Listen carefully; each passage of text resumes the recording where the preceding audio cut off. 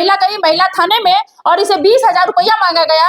ये जब पैसा देने से इनकार की तो इसको कहा गया कि तुम जाकर के मर जाओ, रोड पर सो जाओ, सुसाइड कर लो, तुम कुछ भी कर लो, महिला थाना तुम्हारे पोस्टमार्टम करवा देगी, लेकिन तुम्हारे साथ न्याय नहीं मिलेगा। ये जो महिला हमारे समक्ष है, पूरा वार्तालाप हम जानते हैं कि महिला थाने पर जाने के बाद रियल में क्या हुआ था।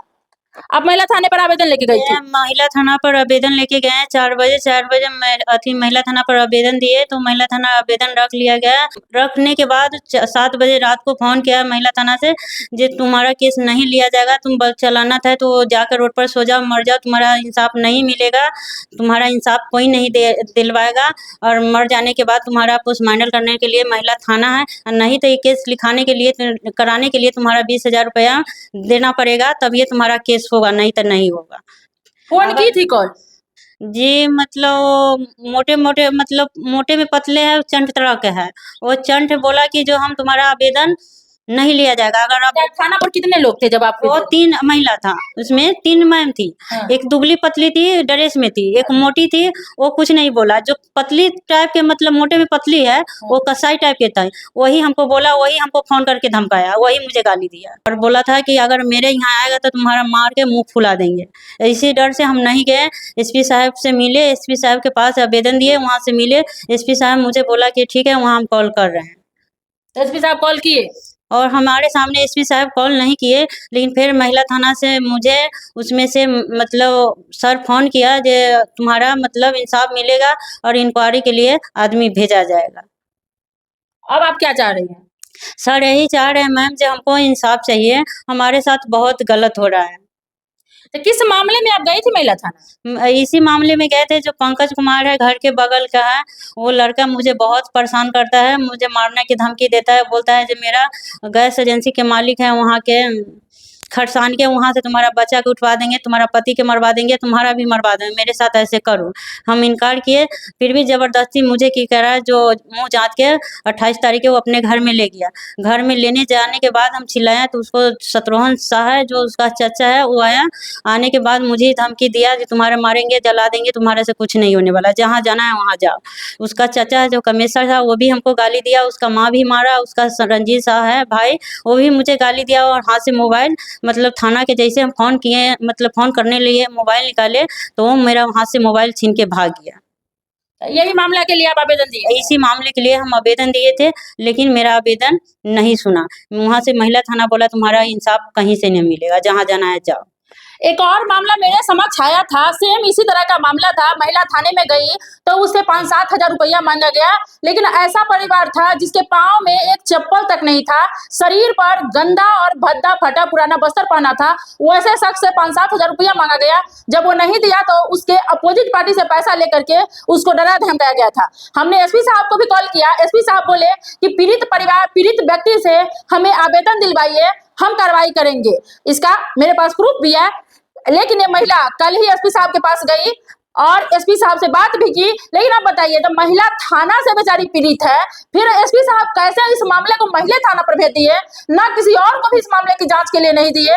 डीएसपी सर को दे सकते थे, खुद जांच कर सकते थे कि महिला थाना में आखिर महिला के साथ ऐसा होता है, तो जांच तो खुद किए नहीं, लेकिन फिर उस मामले को महिला थाना में ही भेज दिए। महिला थाना से ही महिला के पास कॉल गया कि आप आइए। अब बताइए, एक तरफ तो महिला थाना से या तो थाना प्रभारी होगी, जिसके पास थाना का नंबर हो वही कॉल करेगा, थाना का नंबर भी है, इस महिला का मोबाइल है। देखते हैं किस नंबर से इनको कॉल जाकर पैसा मांगा गया था और धमकी दिया गया था। कौन सा नंबर है?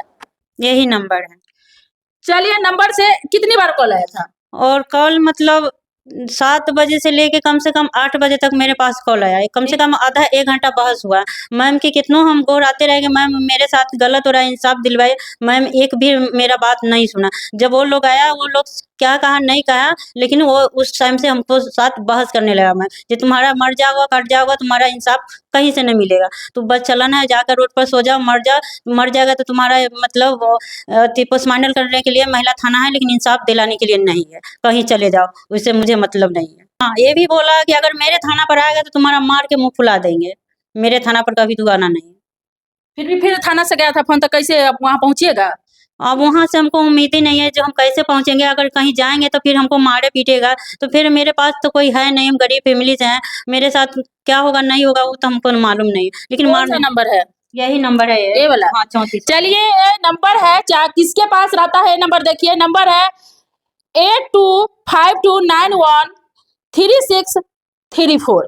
फिर से सुन लीजिए 8252913634। इन नंबर से महिला से 20,000 रुपया और नहीं तो इंसाफ नहीं मिलने की धमकी दिया गया है। और उस वहां से महिला प्रभारी ही कॉल की है, चाहे वो थाना प्रभारी हो या कौन है, इसकी पुष्टि तो इस जांच तो एसपी साहब को करना चाहिए, डीएसपी सर को करना चाहिए कि इस महिला के साथ अन्याय हो रहा है। जब इस महिला के साथ अन्याय हो रहा है, इसके तरह कई लोगों के साथ, जितने लोग आते हैं सबके साथ यही होता है, सबके साथ इसी प्रकार से जो पैसा मांगा जाता है। आप एसपी सर से कल मिले थे, क्या बोले सर? सर से मिले हुए थे, आवेदन लेके गए थे, तो सर से मिले तो सर बोला जी तुम्हारे साथ क्या हो रहा है।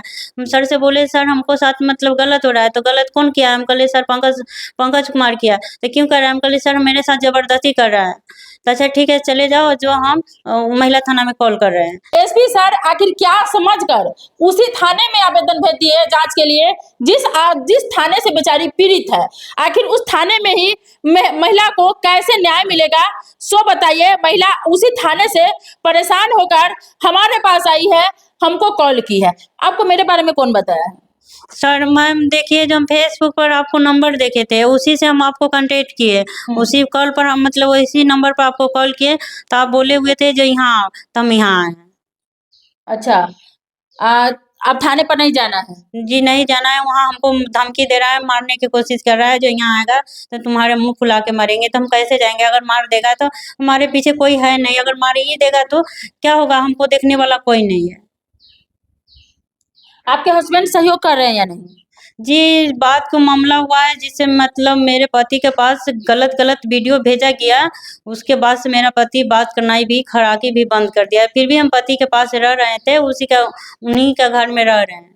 अच्छा, गलत वीडियो कैसे बना लिया? नहाने के वास्ते कल पर नहा रहे थे, तो पीछे से मतलब टटी के पीछे से वो वीडियो बनाया, हम नहीं देखे। तो इसका बाद 2 दिन बाद मुझे बताया गया जो ये वीडियो हम मेरे साथ रहो, नहीं तो तुम्हारा वीडियो वायरल करेंगे। वायरल करने के बाद उसके डर से हम उसके पास रहने लगे। वो जो कहता था वो मानते थे हम। मानने के बाद वो मतलब बहुत सारा कसम क्रिया खिलाया, और खाने के बाद फिर भी हम उसका बाद डर से रहने लगे। वो जो कहता था मानते थे।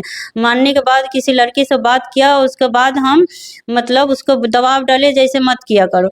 उसका बाद हमको घर में घुस के वो मारा पीटा। मारने पीटने के बाद वो मतलब पंचायती हुआ तो उसको 40,000 रुपया जुर्माना हुआ।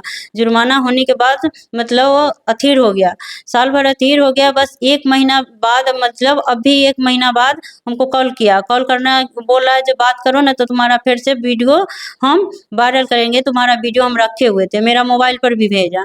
और भेजने के बाद हम उससे बोले कि हम नहीं करेंगे बात।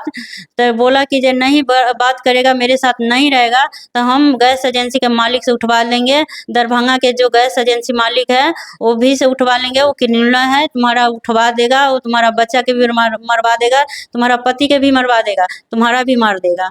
और एजेंसी का यहाँ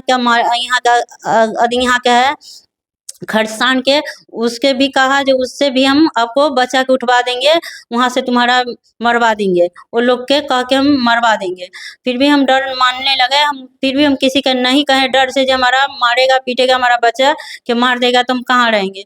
तो 28 तारीख के मेरा घर पर आया। हम पानी पी रहे थे 11 बजे रात के, तो वो मुझे मुँह जात के पीछे से और उठा कर ले गया वहाँ से। तो आपने देखा कि महिला ने अपनी सारी बातें रखी, किस प्रकार से इसके साथ महिला थाना से होते हुए एसपी सर के पास तक अन्याय ही होते गया। महिला थाना से परेशान होकर एसपी सर के पास गई, फिर एसपी सर महिला को महिला थाना पर ही भेज दिए। न कोई जांच किए, न कोई पूछताछ किए, न कोई कार्रवाई किए। एसपी सर को जब हम लोग भी कॉल करते हैं तो कहते हैं आवेदन दिलवाइए तो कार्रवाई होगी, लेकिन आवेदन दिलवाया जाता है फिर भी एसपी सर सुनवाई नहीं करते हैं। बताइए कि ऐसा होना चाहिए? इस प्रकार से अगर होगा तो थाना में लोग कैसे जाएगा? लोग न्याय के लिए ही थाना में जाता है। अगर थाना में ही अन्याय होता रहा तो लोग कहाँ जाएगा? एक गरीब आदमी जिसके पास खाने के लिए भी कुछ ना हो, वो भला कहाँ से पैसा देगा? जितना भी थाना प्रभारी है, जितने भी पदाधिकारी है, सब अगर इस तरह करने लगे तो जनता के साथ आखिर क्या होगा?